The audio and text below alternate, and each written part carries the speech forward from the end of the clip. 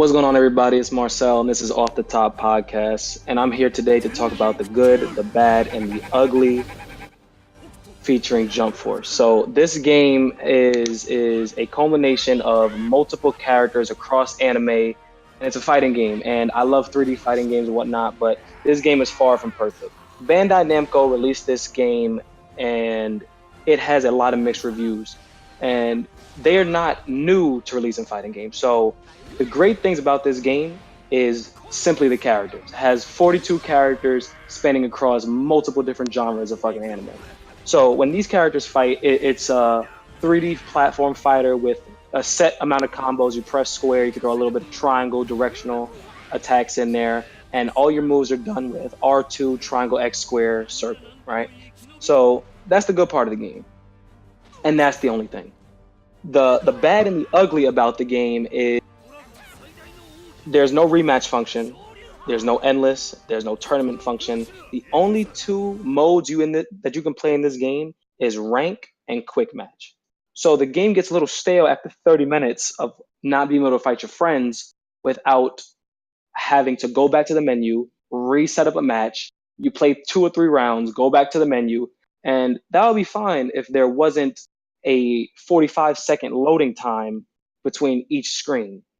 So Bandai Namco has released patches to fix this, but all their patches have been cutscene story mode based patches to slow down the runtime or the load time between each fucking scene between the story.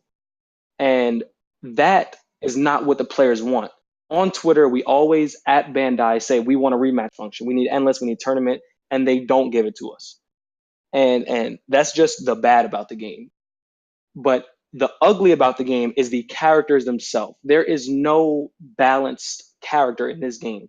If you play with Yugi, Rurouni Kenshin, Aizen, Killua, use Piccolo as a support, Vegeta or Ryu Saiba, you have no skill as a player, right? If it's ranked, by all means, spam. You can spam in ranked. It's meant to do that. But if you're playing player match, don't bring a Yugi to player match. Yugi is a character that has almost infinite range and infinite attacks. You can pull spells and stun lock characters for 7 seconds to charge up and hit them with an ultimate, right?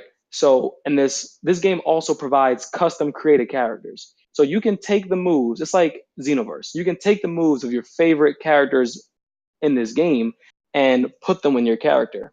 So in this game, there are unblockable moves that go straight through block. They don't do that much damage, but they will always connect.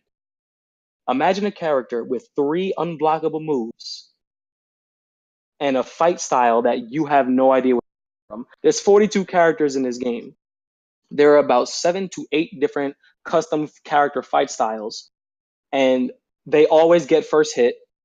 They are faster than your character, and they have higher defense.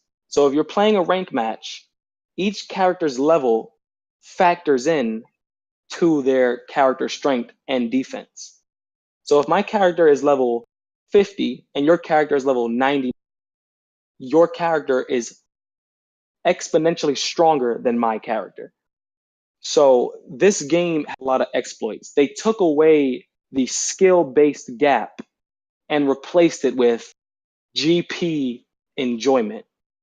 Most fighting game players will stick with the game through months to come, but most casuals will drop the game after a few months. And that is the problem with Bandai. That's a problem with Jump Force. They're trying to get as much money as they can initially and then fix the game for the actual fighters. And that's what I hate about the game. The game has like so much potential, has so much going for it, but Bandai is ruining the experience. We give them patches, we give them examples. You can grab somebody. Someone could use a move, right? Piccolo, for example, special beam cannon. You run up to a character, you grab them, put them in a grab cinematic. You're expecting the special beam cannon to go away, but it doesn't. After you grab them, the special beam cannon re-ups and hits you again, and you get caught with an ultimate. Loops in this game are ridiculous. Load time is ridiculous. The game itself isn't bad.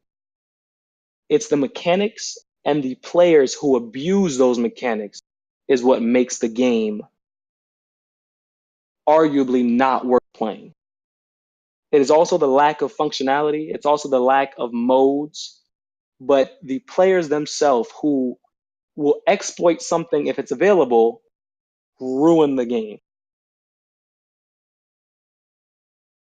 And that's it, Bush.